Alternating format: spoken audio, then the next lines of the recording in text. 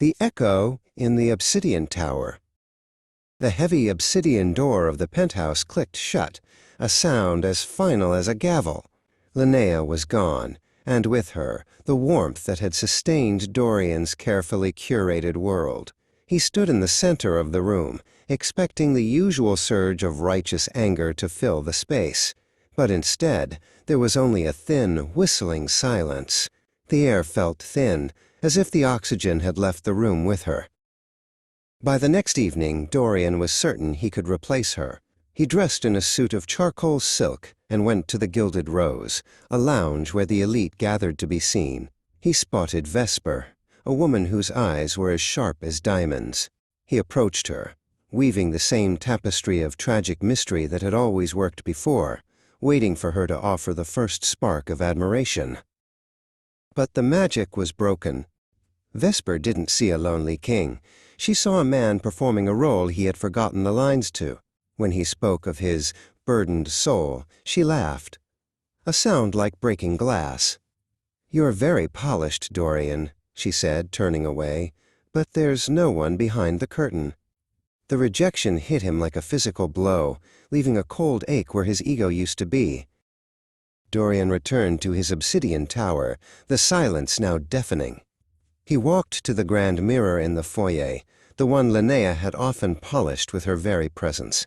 He looked for the man he used to see, the brilliant, misunderstood genius.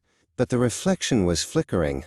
The more he stared, the more his features seemed to blur, as if he were a sketch being erased by an invisible hand. He tried to call her, not out of love, but out of a desperate need to be perceived.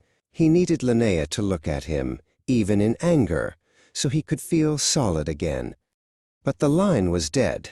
The superpower she had used to shield herself had turned his world into a vacuum. He began to pace the floor, his footsteps echoing like heartbeats in an empty ribcage. Paranoia began to seep through the cracks of his shattered illusions. Every mirror in the penthouse now felt like an accusing eye.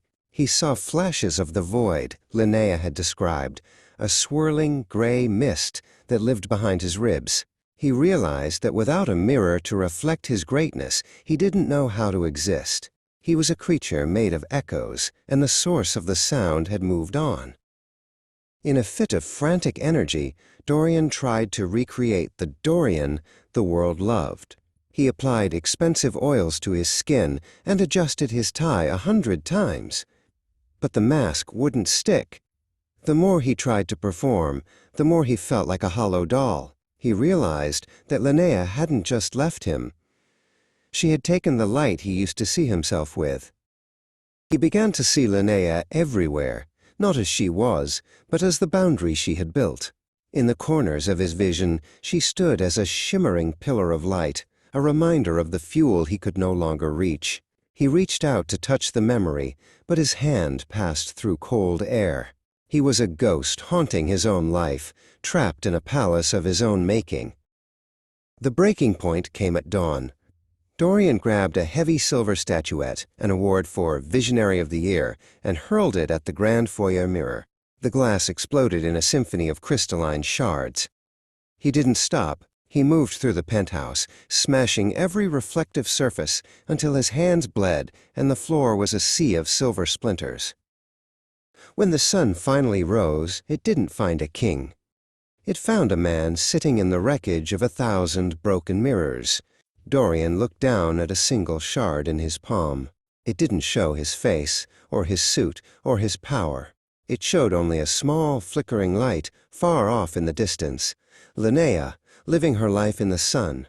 Dorian sat in the shadows of the Obsidian tower, finally seeing himself for what he was. A man who had traded the sun for a box of broken glass.